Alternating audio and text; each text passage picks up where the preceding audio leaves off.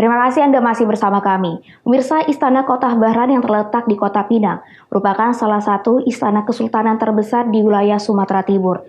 Kini terbengkalai. Bangunan bersejarah ini terkesan tidak terpelihara karena dipenuhi semak belukar. Perlu keseriusan dari pemerintah daerah dibutuhkan agar bangunan tersebut tidak hilang dimakan zaman.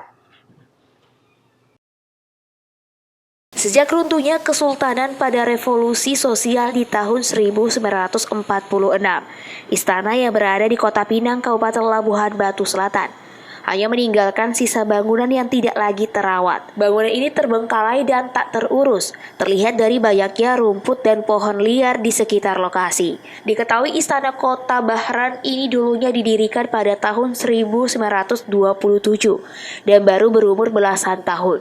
Sejak diresmikan oleh Sultan Mustafa II yang bergelar Makmur Perkasa Alam Syah, yang merupakan Sultan ke-11 di tahun 1933.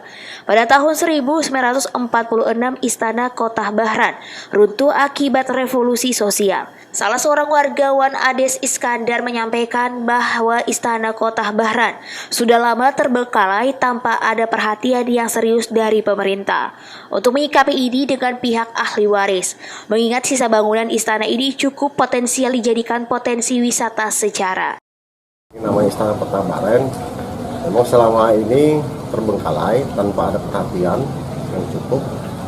Nah, sebenarnya kalau kita lihat istana ini cukup potensial menjadi potensi wisata sejarah. Kenapa? Karena istana ini adalah ikonnya Labuhan Batu Selatan sebenarnya. Jadi tergantung daripada pemerintah bagaimana menyikapi ini dengan pihak ahli waris. Jadi istana ini kalau dilihat dari sejarah termasuk yang terbesar di Sumatera Timur.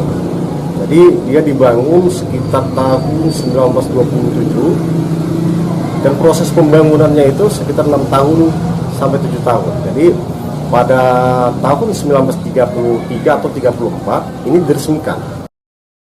Sementara Kepala Bidang Kebudayaan pada Dinas Pemuda Olahraga dan Pariwisata Labuhan Batu Selatan menyebutkan terkait terbengkalainya Istana Bahran Kesultanan Kota Pinang setelah pihaknya melakukan pengesahan PPKD atau Pokok-Pokok Pikiran Kebudayaan Daerah untuk dijadikan aset budaya. Pihaknya akan bermohon ke pemerintah Provinsi Sumatera Utara, bahkan ke Kementerian Kebudayaan dan Pariwisata untuk meningkatkan status Istana Kota Pinang menjadi cagar budaya agar mendapat anggaran pemeliharaan istana tersebut.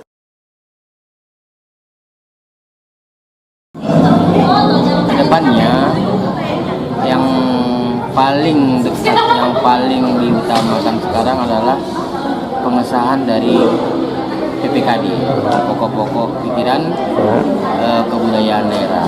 Nah, jadi Istana Kota Pinang itu termasuk di dalam dokumen PPKD kami. Jadi kalau sudah disahkan sama Pak Bupati, kedepannya insya Allah kan gitu, bisalah menjadi aset budaya dan kita bisa bermohon kepada pihak provinsi ataupun Kementerian Kebudayaan dan Pariwisata untuk meningkatkan status Istana Kota Pinang itu menjadi cagar budaya di Labuhan Batu Selatan.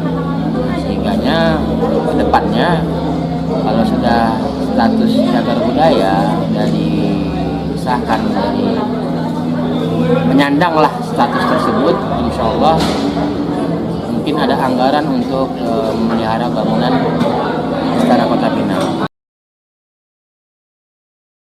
Ujok Sitorus melaporkan dari Labuhan Batu Selatan untuk Evarina TV.